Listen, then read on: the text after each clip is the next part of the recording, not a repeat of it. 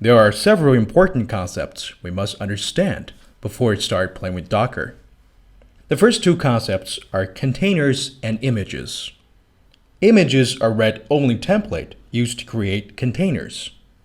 Images are created with the Docker build command, either by us or by other Docker users. Because images can become quite large, images are designed to be composed of layers of other images, allowing a minimal amount of data to be sent when transferring images over the network. Images are stored in a Docker registry, such as Docker Hub. We'll talk about it in a minute. Next, we'll talk about containers.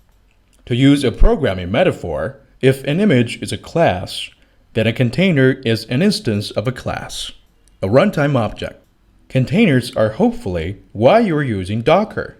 They're lightweight and portable encapsulations of an environment in which to run applications. We create a container from an image and then run the container. And inside that container, we have all the binaries and dependencies we need to run our application. Here are another two important concepts about Docker: registry and repositories. A registry is where we store our images. You can host your own registry, and you can use Docker's public registry, which is called Docker Hub. Inside a registry, images are stored in repositories. Docker repository is a collection of different Docker images with the same name that have different tags. Each tag usually represents a different version of the image. Let's take a look at the Docker Hub. Docker Hub is a public registry which contains a large number of images you can use. Here we Google Docker Hub. The second entry is what we are looking for. Just click the link. Here we click Browse to see what we can find.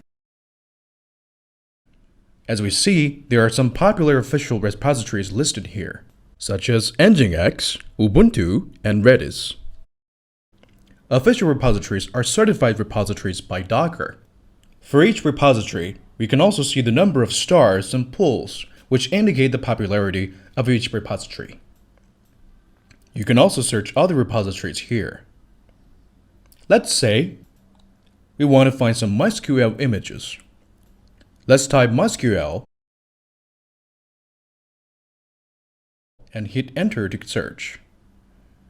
See? So Docker Hub found some MySQL repositories here. Note the first one is marked as official. New Docker users are encouraged to use the official repositories in their projects.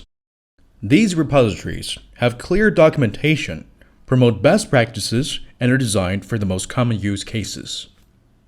Docker Incorporation, which is the company behind Docker, sponsors a dedicated team that is responsible for reviewing and publishing all official repositories' content.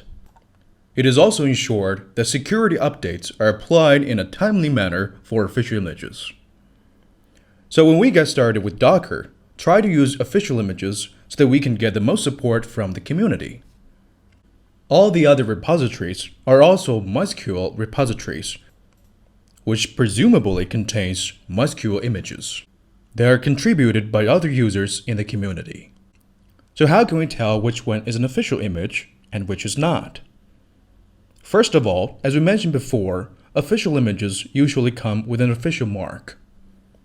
Also, the name of an unofficial image usually has a namespace before the actual image name, which is often the username of the user who created the repository. Here, let's click the link of the official MySQL repository. We can see the information about this REPL and clear documents about how to use this image. If I scroll up and click the Tags tab, we can see the repository has several tags. In most of the cases, the tag means the version of the application or tool in this image. So an image is specified by its repository name and tag. Even the same image might have multiple tags. If you don't specify a tag, Docker will use the default tag, which is latest. We'll get into more details about this when we start playing Docker run command in the next lecture.